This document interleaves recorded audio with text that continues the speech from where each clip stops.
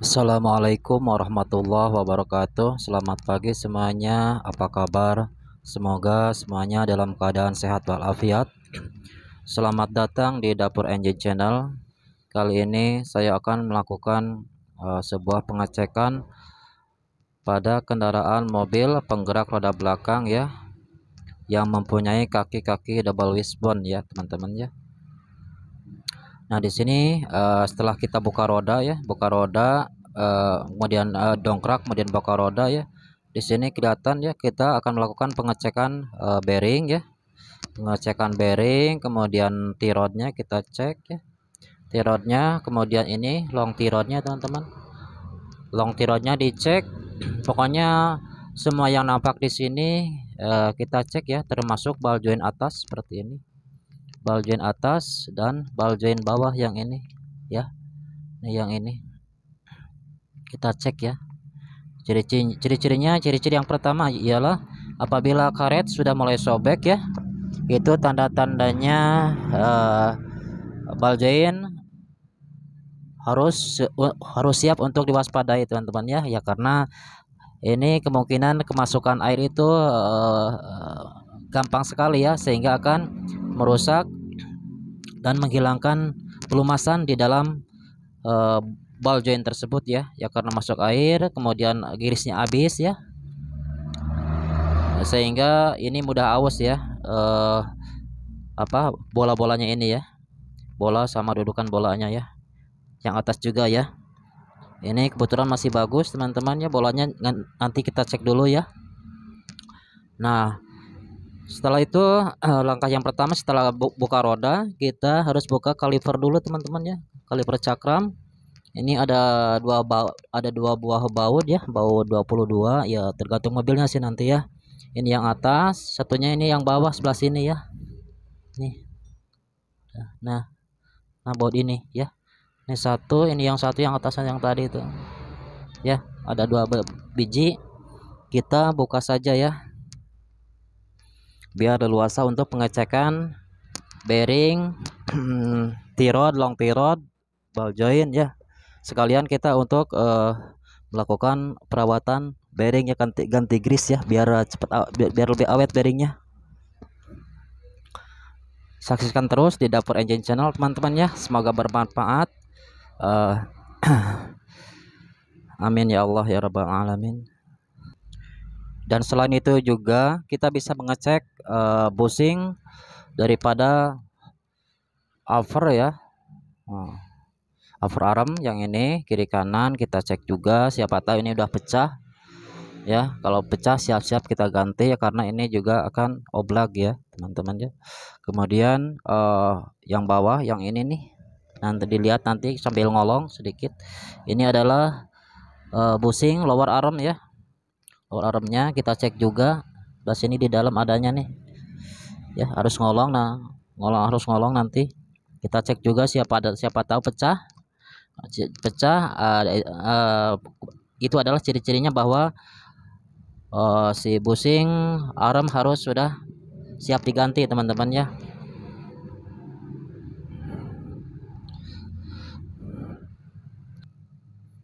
Baik, saya akan buka.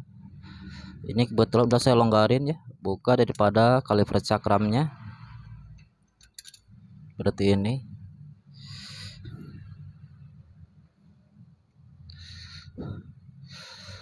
Buka yang baut bawahnya.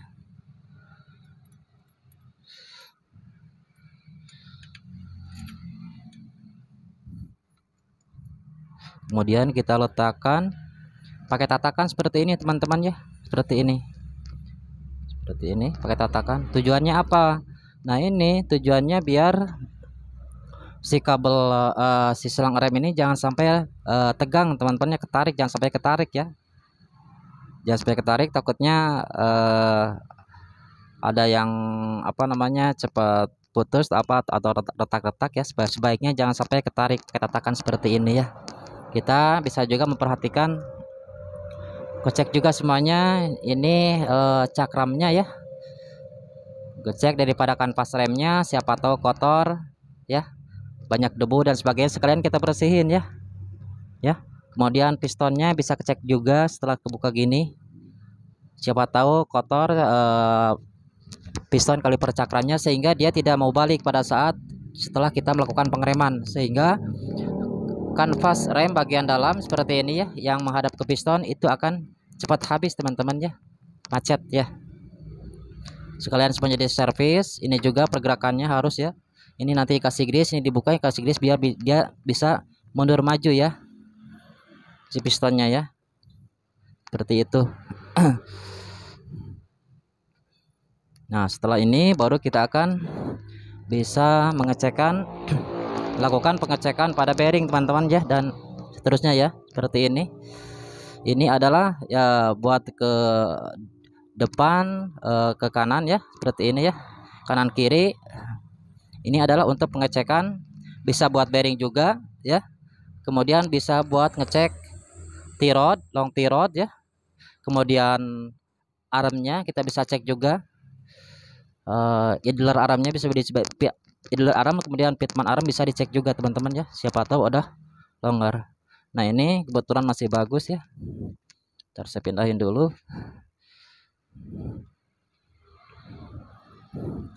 Nanti akan kelihatan jelas ya. Nah cek ini T-rod sama ini long T-rod ya, kita coba goyangkan sama arm ini ya, pitman arm sama idler armnya ya. Ini adalah idler arm, yang sana adalah pitman arm, seperti ini ya. Ini masih normal ya teman-teman, masih bagus ya, cuman ini di bearing agak kocak dia ya. Nah agak kocak seperti ini, sedikit sekali kocaknya, cuman kita nanti setting aja sekalian, bisa buat ke atas ke bawah ya. Nah untuk misalkan untuk pengecekan ball joint teman-teman nggak bisa pakai tangan biasa ya, harus pakai alat bantu ya, pakai alat bantu. Atas juga sama harus pakai alat bantu ya, nanti saya praktekin. Dan ini adalah caranya untuk melakukan pengecekan ball joint atas dan bawah teman-teman ya. Teman-teman nggak bisa pakai tangan ya, karena dia berat ya. Saya pakai alat bantu kayu, bisa seperti ini, atau bisa pada saat bannya terpasang ya teman-teman ya. Kita perhatikan di sini ya, ball joint bawah dan ball joint atas ya. Apabila di sini ada pergerakan, maka ini siap-siap untuk melakukan sebuah penggantian ya.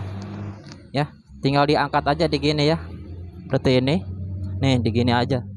Ya, ini masih kokoh, ternyata nggak ada gerakan ya. Ada gerakan sama sekali, diungkit ini ke atas ke bawah yang kuat ya. Apabila ini ada gerakan di sini atau di sini ya, maka ini harus diganti. Ini ternyata masih bagus teman-teman, gini aja ya, seperti ini ya, maaf mungkin kurang jelas ya. Nah gini, saya pakai kayu, nah tinggal diangkat aja ke atas seperti ini, dan ini masih bagus teman-teman ya. Ini kayunya saya pakai kaso. Dan sekarang kita akan buka bearing ya, kita lakukan preventif pelumasan pada bearing ya, pergantian bearing biar bearing lebih awet dan as juga terkontrol teman-teman ya. Nah risikonya apabila bearing dibiarin sampai sampai oblak atau ambrol, bukan cuma bearing yang bermasalah teman-teman, nantinya sap juga, exhaust sapnya juga, kenakal juga ya, kenakal sap juga akan bermasalah ya, akan cepat patah ya, karena dia titik tumpunya awal mulanya yaitu yang pertama, awal mulanya adalah penyetelan camber yang tidak benar teman-teman ya. Penyetelan camber, misalkan kita setel camber positif ya, camber 0, dia kan garis lurus dengan garis vertikal. Nah itu berbahaya teman-teman ya, bearing bisa keluar ya, cepat keluar, ini terlepas, roda keluar ya. Nah titik tumpunya berada pada bearing yang paling kecil ya, di sini di belakang titik tumpunya. Harusnya kan di dekal, kalau misalkan kita setting pada posisi positif camber ya, dia akan si rodanya akan berdiri tepat pada kenakal as ya, atau as roda yang ini ya. Jadi beban itu sama rata titik tumpunya. Nah kesalahannya di situ, kadang-kadang kita lupa ya, lupa untuk menyeting camber ya teman-teman ya. Nah, titik tumpu di sini di bearing ini ya karena sapnya kecil, ini beresiko fatal ya, patah nanti ya. Nah, makanya pada mobil-mobil yang apa namanya, yang penggerak roda belakang dia dipasang secara positif camber teman-teman ya. Ya karena ada dorongan dari ban belakang ya. Kemudian ini ketekan, kebuka ke sini karena karena bodi ke bawah dia ke sini. Kemudian karena putaran ya. Karena gaya putaran sini. Jadi ya akan yang ini akan masuk, ini akan keluar. Makanya dipasang camber positif ya. Seperti itu. Baik, akan saya lanjutkan, saya bersihin ya bearingnya. Untuk share aja ini sebagai pengetahuan aja ya. Hal yang sepele tapi ya emang harus kita lakukan teman-teman ya. Dan ini sepinya ya, bukan sepi ya bang, locknya ini ya, kita buka, saya pakai paku ya karena udah biar agak kuat ininya penahannya.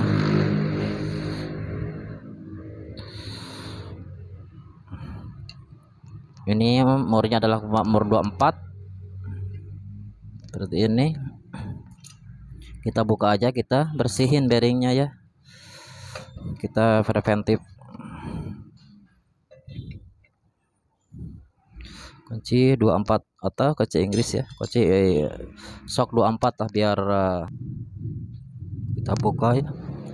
Kita buka berlawanan arah jarum jam, bukanya seperti ini ya.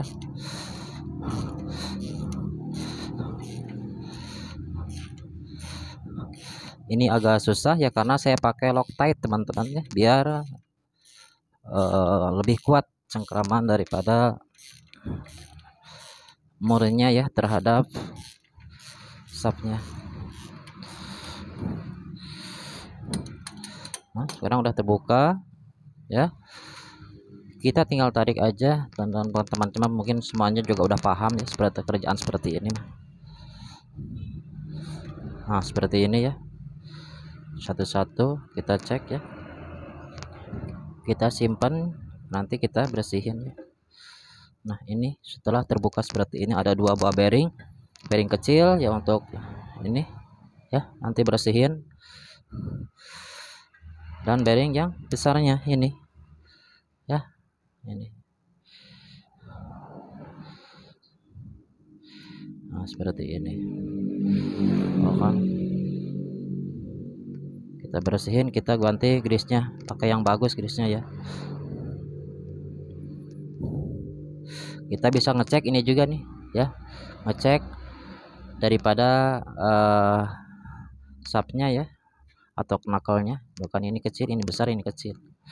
Nah ketika titik tumpu berada di sap yang kecil atau di bearing yang kecil, ini akan bahaya, bisa patah teman-teman ya. Ini barangkali udah ngegentong, ini dicek dulu pakai jari aja di gini, ini masih bagus ya.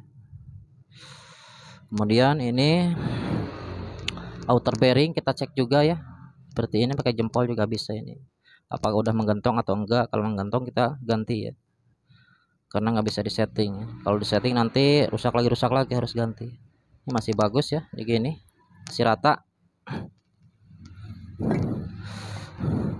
Kemudian kita buang dulu bearing yang lama teman-teman.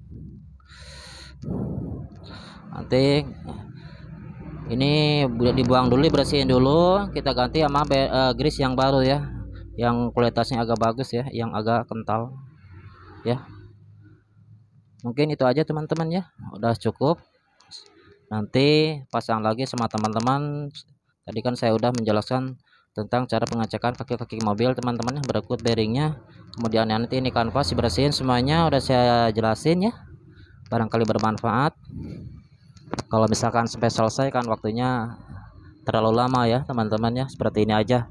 Pokoknya pada saat kita melakukan pemasangan harus sama saat, jangan sampai lupa pada saat pembongkaran ya, kebalikannya gitu aja ya. Wabillahi taufiq wal hidayah.